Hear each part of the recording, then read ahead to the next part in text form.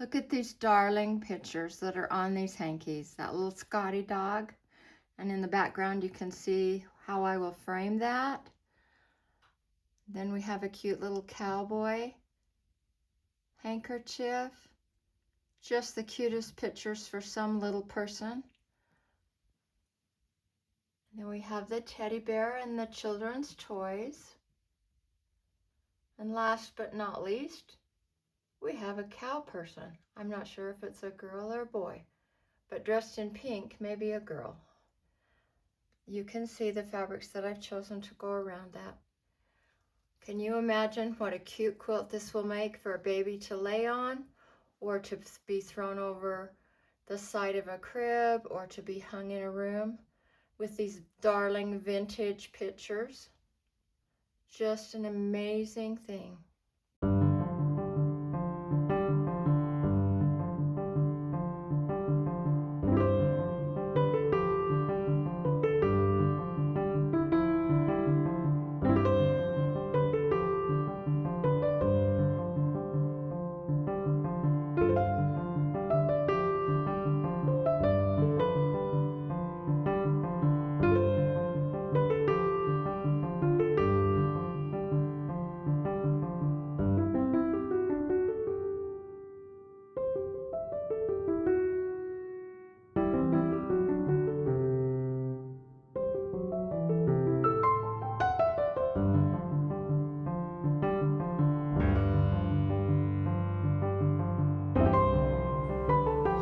This week I'm going to finish this quilt completely by putting on the borders and by quilting it and by binding it, and I'm going to machine bind it.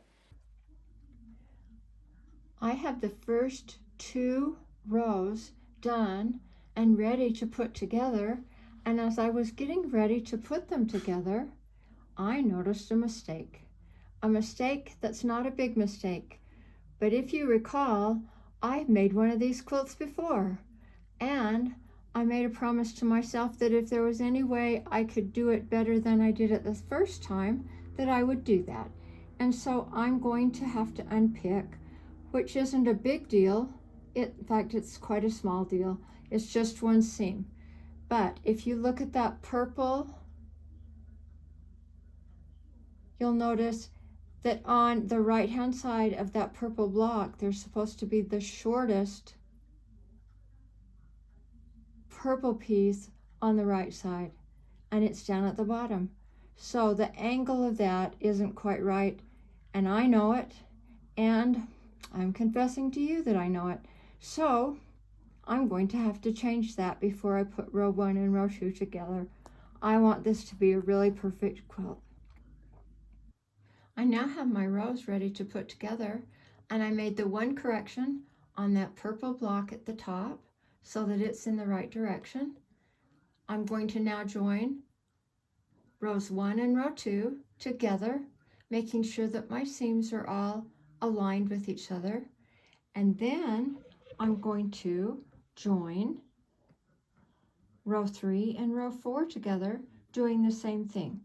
Once those 2 sets of rows are done, I will join set 1 from above and set 2 from below, and I will have the center of my quilt completely pieced. It's looking quite lovely. I'm very satisfied with how it looks and how it has turned out. It's fun, it's happy, it's perfect for a child. I'm going today to tell you how to measure a quilt accurately so that you can either finish it off and it's squared, or you can put borders on it and it will be squared. This is my handkerchief quilt that I've done, and I've got some tape measures that are hanging here. I have 3 tape measures going lengthwise across my quilt, one at the top, one in the middle, and one at the bottom. And the reason that I have those there is because I'm checking to see in 3 different places what the width of my quilt is. And the measurements that I got are 48.5, 48, and at the bottom 48.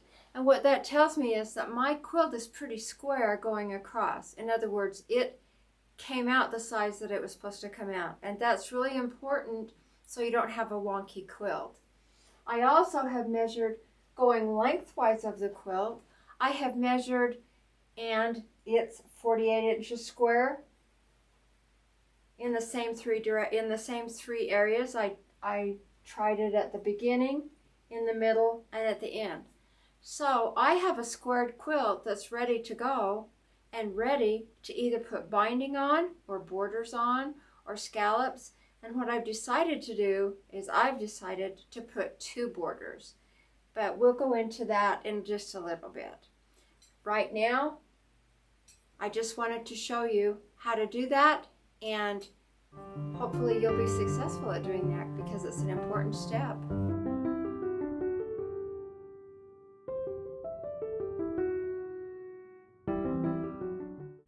We are now going to stay stitch around the edge of our quilt, first with the straight stitch, and then, just to show you an example, with the zigzag stitch.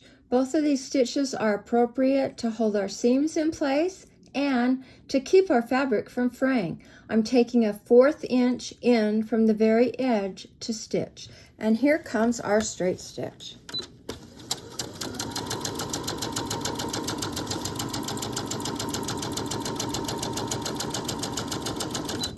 And now we'll change it and we'll go to the zigzag stitch.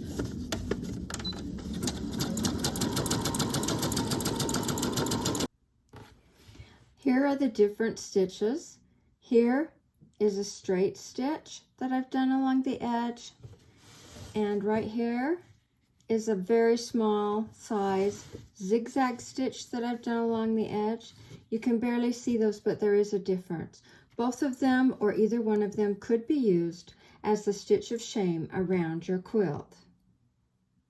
We're now ready to put the edge, whatever it's going to be, on our quilt. And in the picture that they did this quilt originally, they did what's called a scallop border, which is just a rounded border that keeps going this way.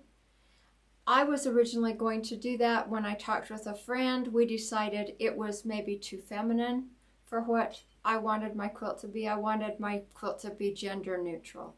And so I've chosen colors for the border, but I'm also going to keep the edge a straight edge. And these are the fabrics that I have chosen. I'm going to do 2 borders. I'm going to do a thin border with this lighter fabric to cut the color from the quilt just a little bit so that it's not quite so bold. And then this border here will be 1.5 inches finished, so I'll cut it at 2 inches. And then I'm going to put this cute fabric with circus animals and circus characters on the outer edge of my border, so there'll be a thin border and a 3.5 inch outer border that will finish off the quilt before I quilt it. But it will not have scallops on it. It's just going to be a straight border. I'm ready to put on the borders to my handkerchief quilt. And so I'll explain to you the process of how this is done. For the top and the bottom of the quilt, I will be cutting a 2-inch strip that will cover the top and the bottom, the first border. Okay, I'm going across the grain of the fabric. My selvage is over here. I will cut it off after I'm finished cutting, but right now I'm actually going to cut those cuts of 2 inches each.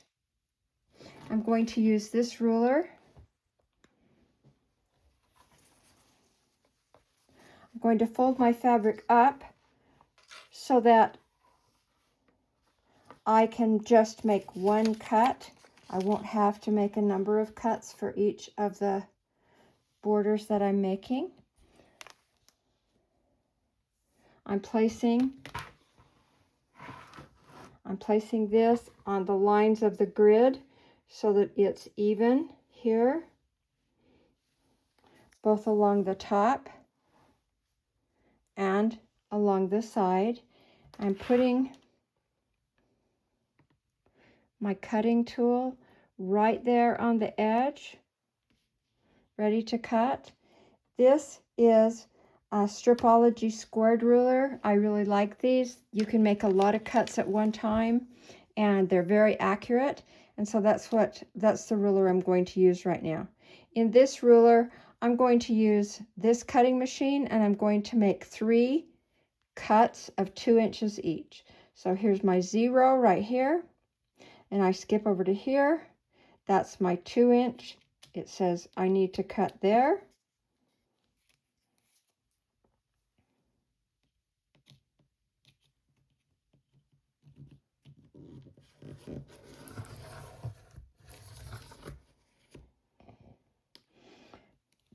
I come over now to the 4 inch cut because 2 plus 2 is 4. I make another cut.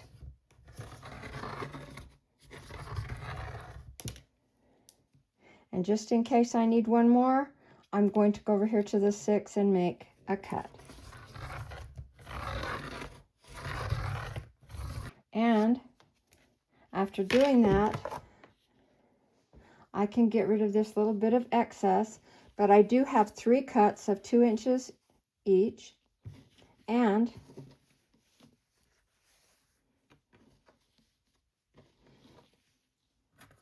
those are on the cross grain of the fabric. Okay, the reason that we do that is the direction that we'll need it to go for the top and the bottom. I have now cut my 3 strips of 2 inches each across the cross grain from the top and the bottom of my quilt. And now I'm going to cut off the selvages so that those selvages don't stay and bother me in any way in my sewing in the future. So those are going to be off, as I've told you before, and I'm ready with my borders, my first borders, to go on the top and the bottom of the quilt. I have the strips for my border in place. They've been cut 48 inches long because that is the length of the top and the length of the bottom. I wanted to show you that I mark here where to start. I mark in the center and match my center of my quilt up with the center of that border strip, and then I take it all the way to the end, and that should match up really nicely before I sew it. I do the exact same thing down here at the bottom. I've put it here at the beginning. I've marked the halfway point both on my quilt and on my border, and then I'll take it over to the end over here so that this will not be a wonky border. My handkerchief quilt is coming to an end. The next steps will be to go ahead and quilt this and then to bind it, and it will be finished. I'm excited to see that final result, and I'll share that with you. Make sure that you stay tuned so that you can see how cute this turns out and get some ideas on what you might want to do. And of course, I encourage you to use your talents, your creativity, and just have a lot of fun with a little quilt like this. It just brings so much happiness when you see how it all comes together. And then when you give it to someone, it's even happier. Just makes it a joyful experience that you've made this for someone that you love or someone that you know, and you know they'll enjoy it. Thanks for being with me. Hope you enjoy our time together, and make sure you have a thumbs up.